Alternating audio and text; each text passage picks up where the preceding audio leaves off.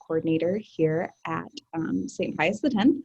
So on behalf of myself and all of our staff and students, we're so excited that you have joined us today to learn a little more about St. Pius.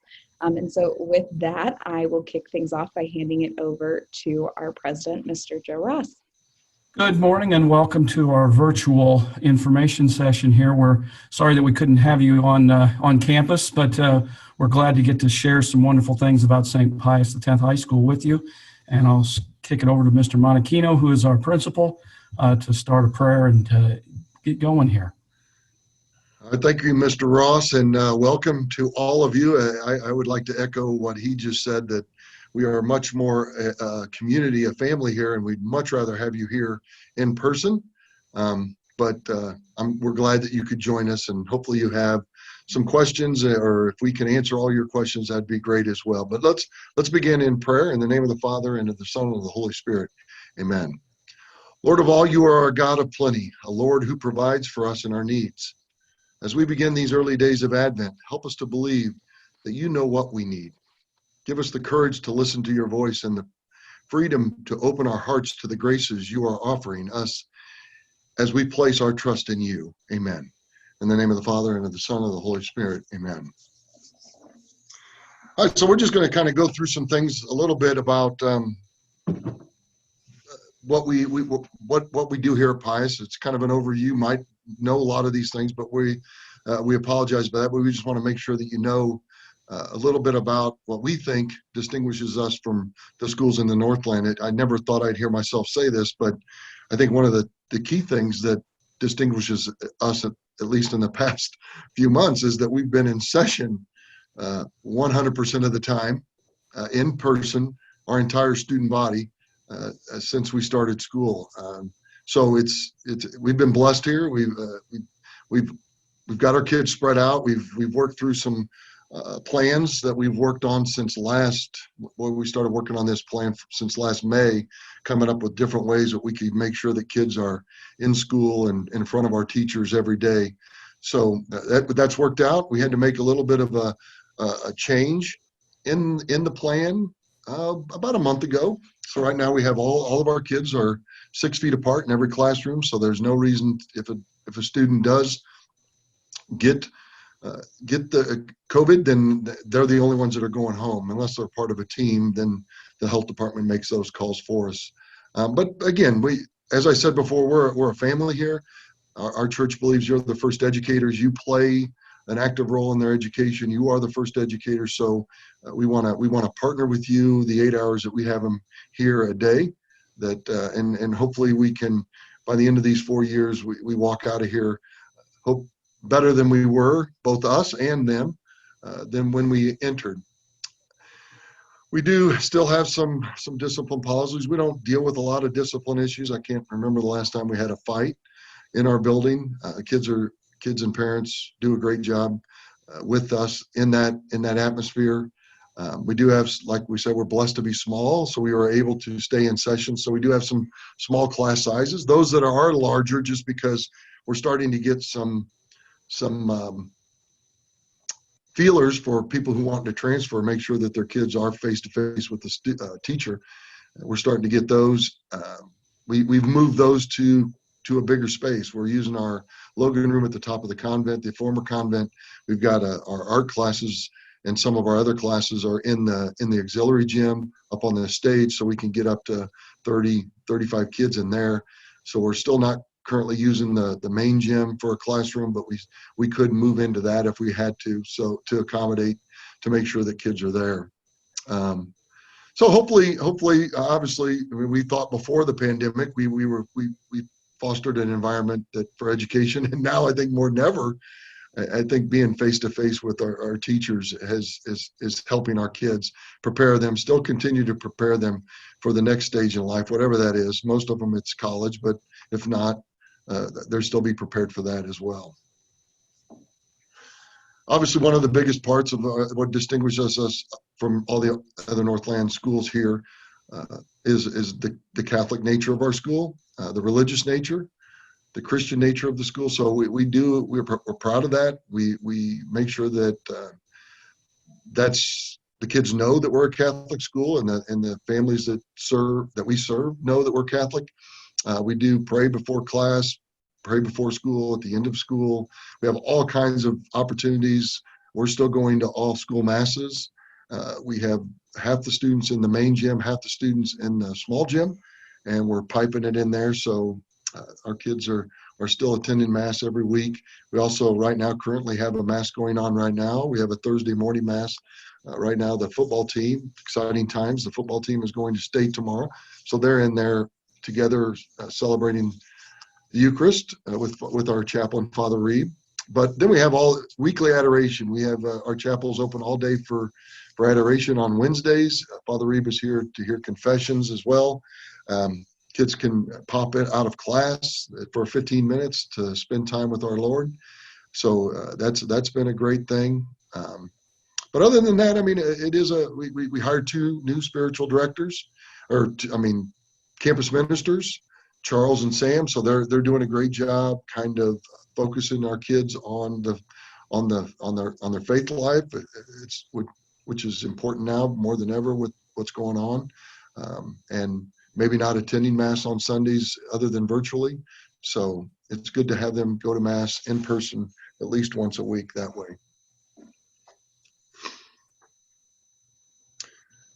We're proud of our academics. We generally get the support of parents. So I think our parents want their child pushed academically. We have an academic path for all students. We have students that are getting, high mid-30s on their ACT to all the way down to, the low teens on their ACT test. But there's a place for all of those kids here, and we try to, again, as I said before, hopefully make them better as they move through the 4 years here. We're going to challenge them, and we're going to extend their comfort level a little bit, and kids have usually stepped up and done that. So you can kind of see on here is a little bit of an ACT comparison. It's the thing that we can compare our other schools in our area with.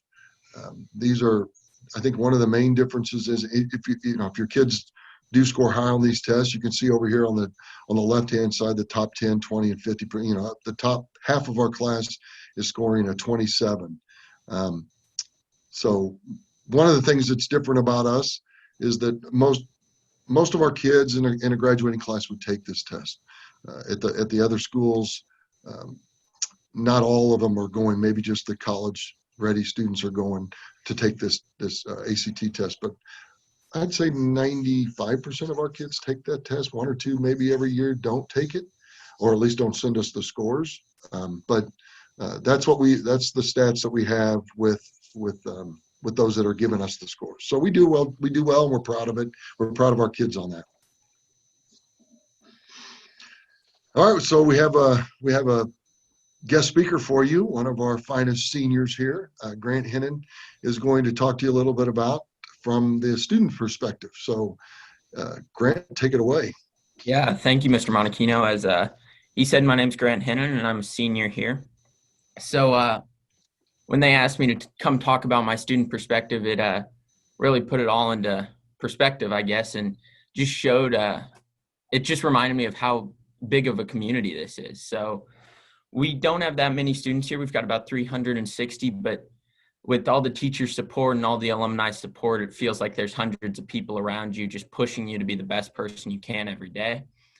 Through the teachers, small class sizes are a big sell for me as my freshman and sophomore year. It took a little bit to get used to, coming from a little bit bigger of a middle school to come to about classes of about 12 kids in my class.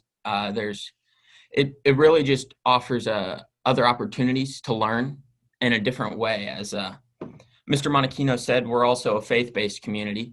So we go to church every Friday. We have extra time for religious activities, which has really played a big role in my life. As with COVID, it's a tough time for everybody, and just getting in there and praying to our Lord to help with this has been a big part of my life, as it's definitely needed right now for me. And then another thing is our opportunities for our extracurriculars. So For being a smaller school, we have most of, not all of what the bigger schools have through sports and clubs. We've got clubs that are what you want to do later in life, such as the business club and the healthcare club. And then we've got our sports. As Mr. Monachino said, our football team's going to state tomorrow, which will be big for everyone. It's an exciting time here at Pius. And then we've got Mr. Murphy and Mrs. Casconi, our two counselors who are there to help our every need from freshman year to senior year to get us all the way on to the next step, whether that be college or whether that be trade school or going straight into a job. So here at Pius, it's really readied me for my my next years. As a little freshman, I didn't expect that I'd ever come to this point of being a senior and only having a semester left. But as it's normally supposed to be a confusing and stressful time, Mr. Monachino, Mr. Ross, Mr. Murphy, and Mrs. Casconi have done leaps and bounds for me, getting me ready for college and what's next in my life. And I really feel like that's a testament to what St. Pius offers here. And I hope to see some of you around here whenever COVID releases, and I'll hand it back to Shelby and Mr. Monachino. Perfect. Awesome. Well, thank you, Grant. So now we are going to let Mr. Murphy kind of talk a little bit about the academic side of things here at St. Pius. Good morning to all of you that are in attendance with us this morning. I'm glad that you're here. The first thing that I'd like to talk about is, regardless of the academic level of your child, we have a place for you here at St. Pius. If you're looking first and foremost for the Catholic environment and the culture, that's our primary focus. And if you wish to send your student to Pius for just that reason, I think that you will make a good choice there. If you're looking for the college prep and preparation for some type of education after high school, whether it be a 2-year school with an associate's degree or pursuit of a professional career that will entail 6, 7, or 8 years of education, we'll put you in that particular mode as well.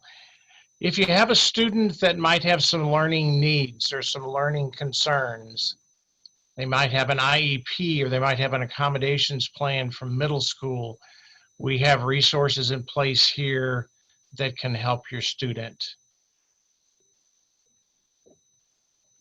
The graduation requirements for St. Pius far exceed the graduation requirements for the state of Missouri. So I think it's important that you know and rest assured that you don't have to worry about any of that with regard to getting the diploma here from St. Pius. We have a number of honors classes here, as you can see on the screen. We have 17 honors, ACCP, which is Advanced College Credit Placement, or another word for that is like a dual credit. And then we have advanced placement programs that are available to the sophomores, juniors, and seniors that they can opt for after their freshman year. And you can see the listing on the side there. A few more of the dual credit classes as opposed to the AP classes.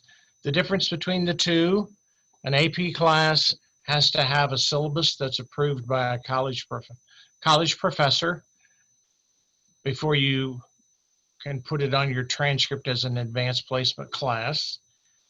There's an exam at the end of the year, usually the first or second week of May. And if a student earns a qualifying score, then they're eligible for some college credit or for starting studies in that particular subject at a higher level. And then the ACCP, or Advanced College Credit Placement classes, the dual credits, are through cooperating universities around here, Rockhurst University, Missouri Western in St. Joseph. We've had some connections with Park in the past, and we also are sponsored, or work in sponsorship with University of Missouri, Kansas City. The difference here for ACCP is that you, as the student, take the course. We use the syllabus from the school. The teacher here works in conjunction with a cooperating teacher at the university. And then if if a student earns a C grade or higher, then it's eligible for transfer to the college of their choice. And so as you can see with 17 of these, students can get a head start on some college credit if they wish. For you as parents, that would be a huge financial help to you because the rates of cost for these are considerably less than if you were a full-time student at the school. So now to get back to the students that might have learning needs or so, we have a tremendous inclusive education teacher here whose name is Krista Daniels, and she's the one that works with these kids. So if you have a student that has an IEP or an accommodations plan from the middle school, you want to make sure you get that to us so that we can incorporate the accommodations from that into our own accommodations plans, and then she can alert the teachers to the needs of students. We do that at the beginning of the year. She has a guided studies class where she works exclusively with those kids. And then she has peer mentors that work with those students in one-on-one situations in the classroom. So that's a terrific opportunity for them. And what the peer mentors do is they help the students with taking notes in class. They help them with organization. They may help them with some of the accommodations, such as having their tests read to them. And we don't have to worry about the time factor and so forth. They have extended time to complete those. So, and in addition to that, all of our teachers are available for one-on-one help. We have late starts on Wednesday morning and Thursday morning, and hopefully at some time we'll be able to get back to even having time for them during what's called our seminar period for them to get individual assistance from the teachers as well. So it's important for you as parents to know we have many ways that your kids can get helped here at school. Now on the screen here you see this Northland Center for Advanced Professional Studies, known as the CAPS program, which Pius became a part of several years ago. This is something that is for seniors that would like to opt for this. It's a half-day program, so the students would go here for 4 hours a day. It can be either the morning session or the afternoon session. And they take their core courses here. They usually take religion, English, American government, and then either math or science here. And then they go to this internship experience. And the internship has several different threads, if you will, as you can see in the second paragraph there. Medicine and healthcare is by far the most commonly chosen by not only Pius students, but also by the other schools in the Northland. You can see the technology, digital media and design, business, engineering, and advanced manufacturing. There's no cost for this. Students have to apply for it. There's an information night. In the past, it's been in February or late January, but that's to be determined at this point. But it's a good opportunity for kids that want hands-on learning. And so that's an option for you to be aware of as well. A+ scholarship program. So in 2016, private schools in the state of Missouri were finally permitted, if you will, by the Department of Elementary and Secondary Education to participate in this A+ scholarship program.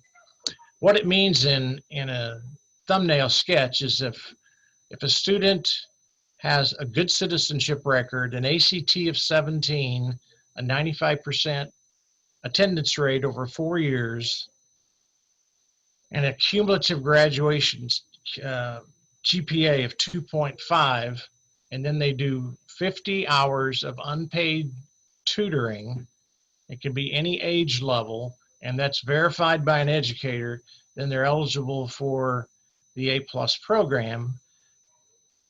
For the community colleges, that pretty much means that your cost to go to the community college for 2 years is going to be virtually nothing. I think the only thing that the student's going to have to take is, or pay for, is their books. And if a student would choose to go on to a 4-year school, that's what's called an A+ recognition school, then they're either going to qualify for a scholarship or else they're going to get some elective credit from the institution. This is a terrific opportunity for kids, and I think for you as parents, if finances are concerned with regard to going forward, I would say that your son or daughter needs to look into this program. Terrific for them. So I have one more thing I wanted to talk with you about, and this would be in relation to the freshmen and juniors.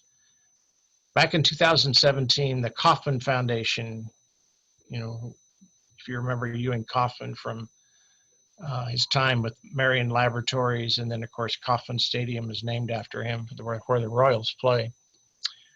His foundation allotted $79 million for education in a 6-county area in the metropolitan area. And there's 2 types of scholarships that kids can apply for if they are eligible. And the eligibility factors is on the Kansas City Scholars or the KC Scholars website, just kcscholars.org.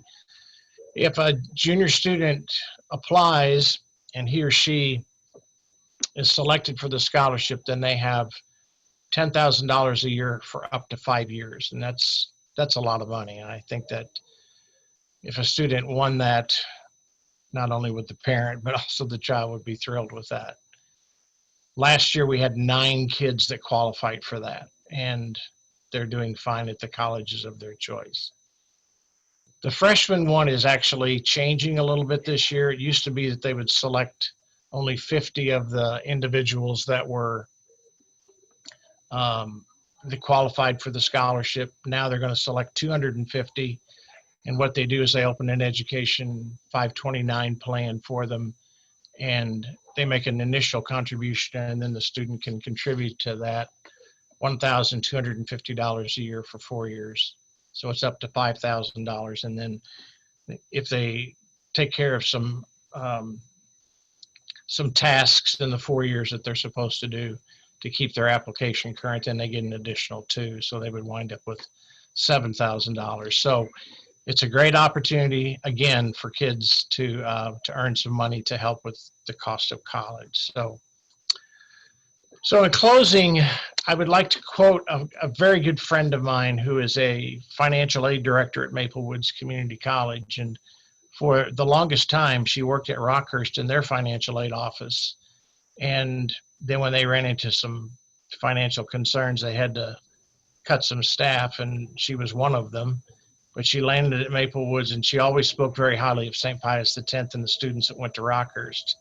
In fact, and I'm quoting her, and I got her permission to say this, she said, "My time at Rockhurst, the best prepared students from all the high schools in the city came from St. Pius X."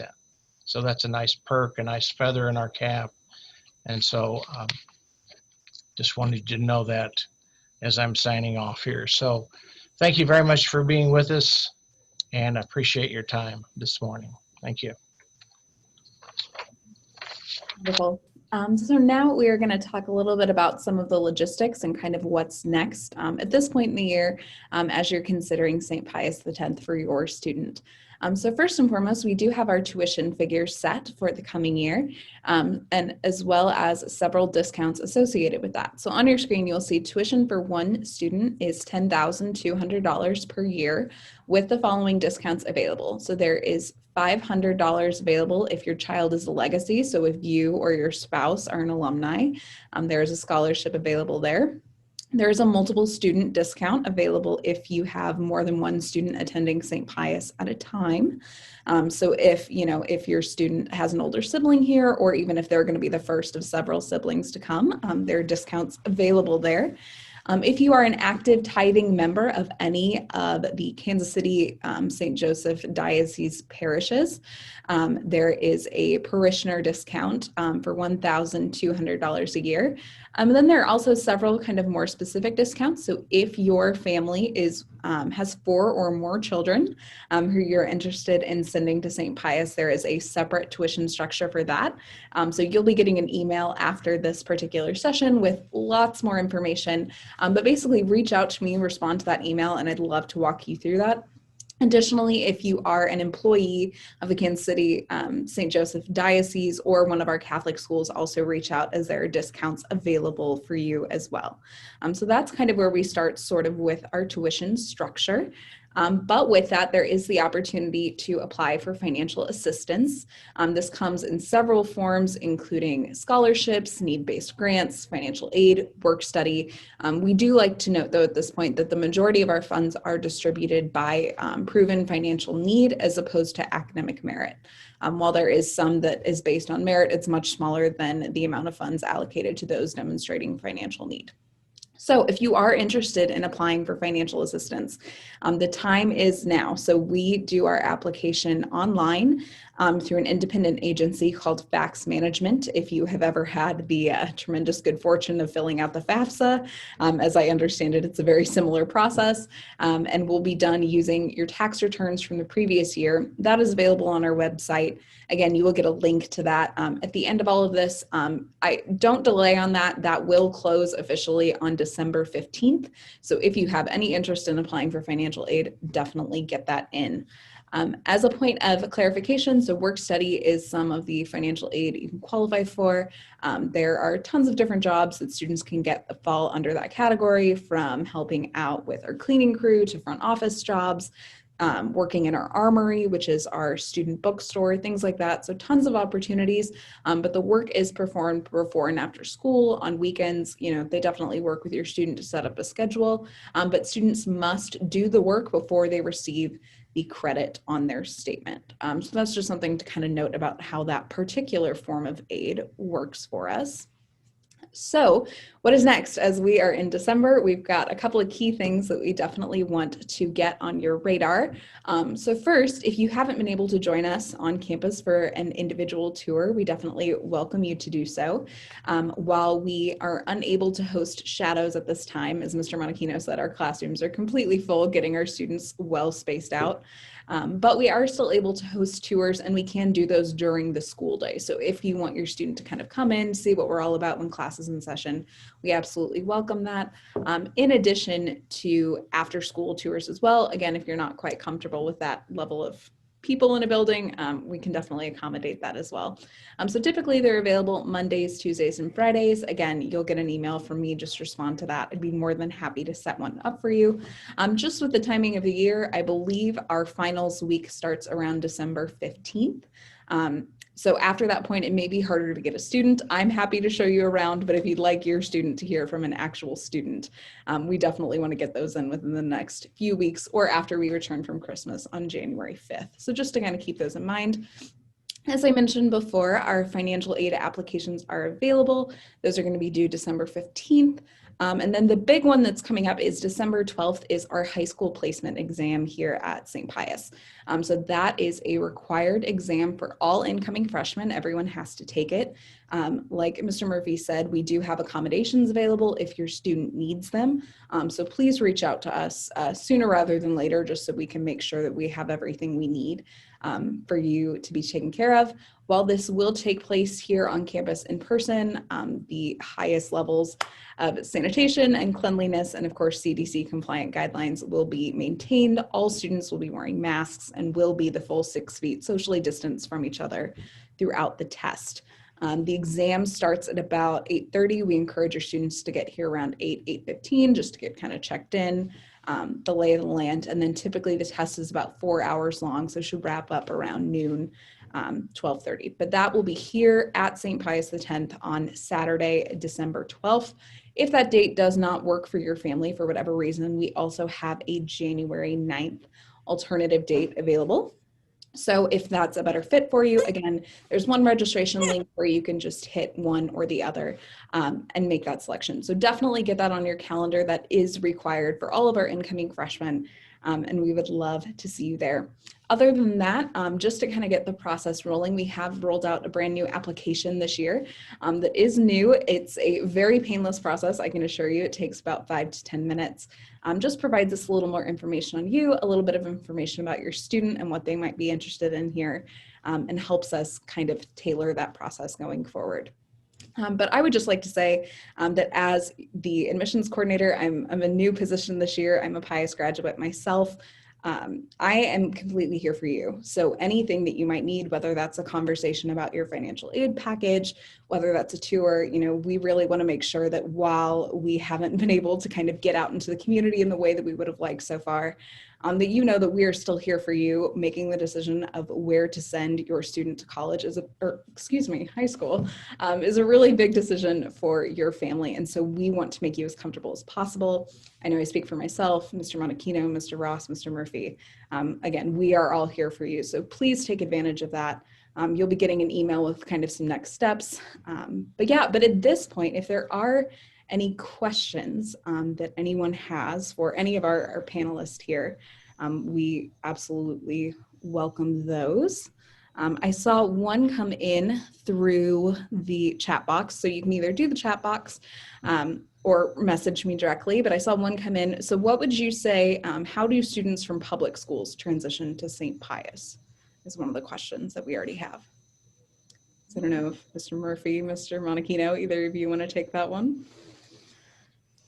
Well, I would say, first of all, that it's a little bit of a transition. Usually it's more of an academic transition than anything else, because the structure is different. A good many of them come from block schedules, entire block schedules, and so classes are shorter, 3 days a week than they are in a typical block. But that doesn't usually take very long for kids to get used to. Sometimes socially it's a little bit more difficult because they haven't gone to school with most of these kids their entire life. But there's a reason why parents send kids here from the public sector, and that is that they want a more structured environment and or a Catholic environment. And the kids know that going in, then the transition's usually pretty easy. That's what I would say. The current freshman class has quite a few public school kids in it, and I've been talking with those. A lot of them are playing sports and different things. With that enculturation thing, if they'll play a sport, it allows them to meet kids coming in, especially if they play a fall sport. They can do those practices over the summer, whether it be cross country, football, volleyball, whatever it might be. It lets them meet students and start to form friendships earlier. And that really has a positive effect. And in talking with the young people that have come from the public school systems, they really, and the ones that I've talked to this year, have really had a great transition and really like being here. And in talking with their parents as well, they're happy to be here. So. Wonderful. Another question we got, is there a list of extracurricular activities that students can join? Yes, absolutely. I can run through a few really quick for you. So aside from sports, which are a huge opportunity for students, there are 10 men and 10 women varsity sports that students can pick between. But for clubs and activities, we have an academic team, business club, cheerleading, dance, debate, ministry team, our tribe system. So that's kind of our school's version of student council meets, the students call it their Harry Potter house. So they're sorted into one of 3 groups based on our school colors.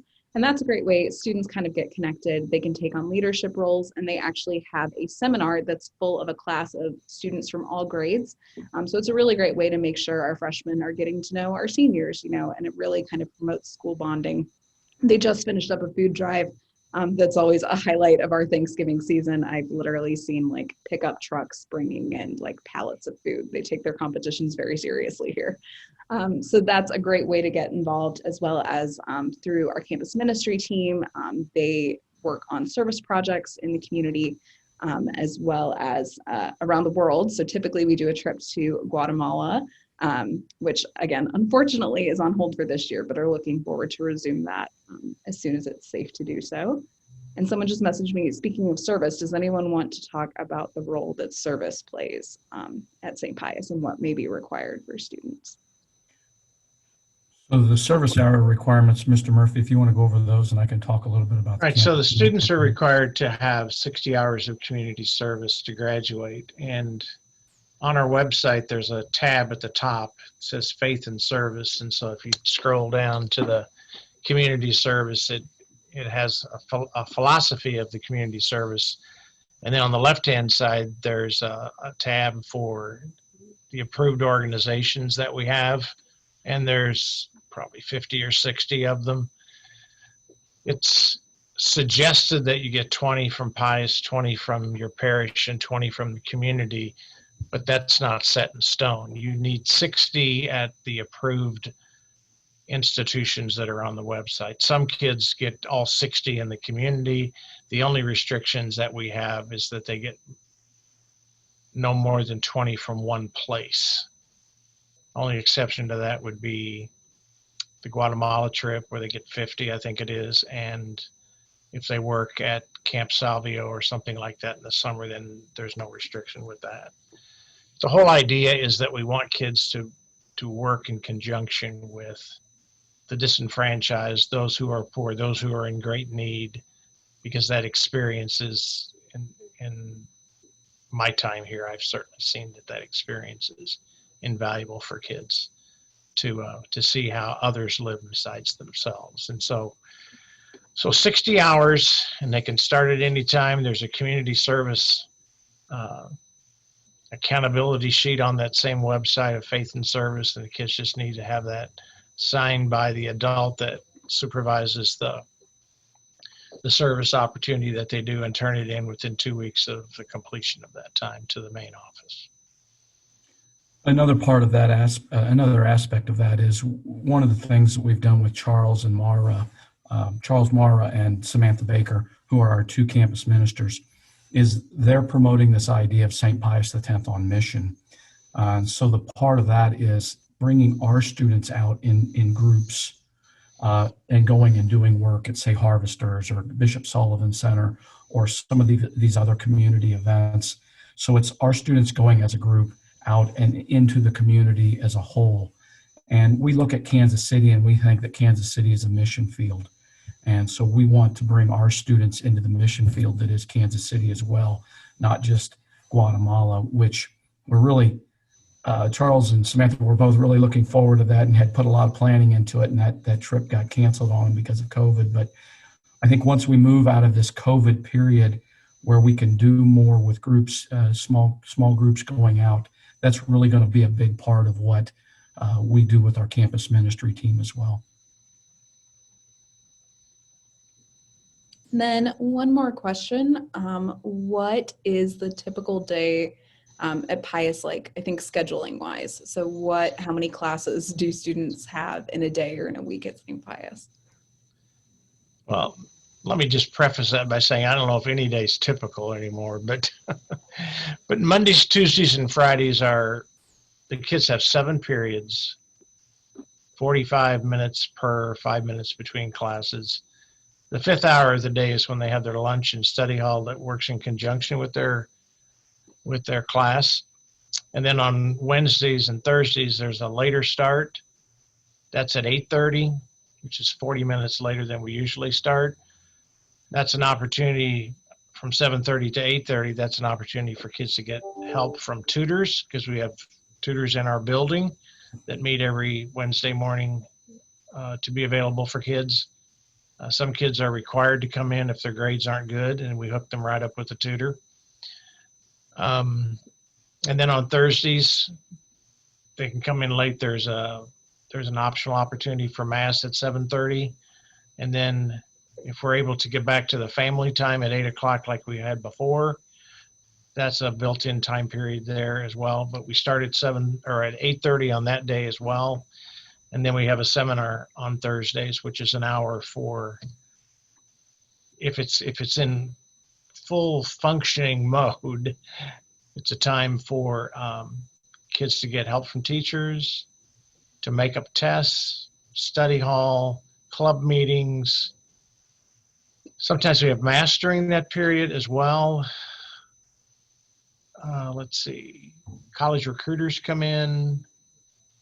It's a potpourri of activities for kids at that time. And those classes are 70 minutes long, 75 minutes long on those days. So that's a typical week, if you will. Perfect. So one question we got was, what do we use for grades? So we use a system called Power School. So that is something that our teachers go in and update, and that's where you as a parent can go in and check on your student. So we do use that system for our grades. And then another question we got was, what is a credit hour equal to? So is that, do you mean in like the high school sense or in the ACCP credits, or Murph, I don't know if you want to. Yeah, if a student earns a credit, typically they're going to earn them in groups of 3, 4, or 5. So in a college setting, if you have a 3-hour class, that means you go to class 3 hours a week for a semester, and then you get the 3 credits at the end of the semester. If it's a 4-hour class, same thing, 5 hours, and so forth. So when a student takes the class here, the credit is different than if it is in a college setting. If the student finishes a semester, that's a half a credit here at Pius. In a collegiate setting, it's going to be 3, 4, or 5 credits.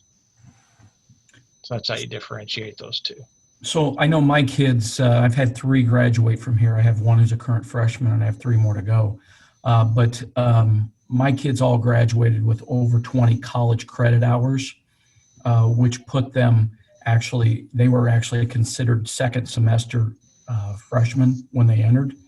And that allowed them actually to pick the classes at their college ahead of the other freshmen that were coming in, because they were actually considered more senior students at that point. So it gave them not just they had 20 college credits or more. It varied between all 3 of them. But that also gave them an opportunity going into college to pick their classes as freshmen ahead of the other students. Alrighty, so that is all the questions I have received. So thank you all so much for your time. We really appreciate you taking time out of your busy schedule to listen to all of us. I will be sending out an email later this morning that kind of has all of the wrap-up info, and then a video of this presentation will actually be available online later this week. So if there's anything you didn't quite catch or wanted to look over again, you're definitely welcome to do so.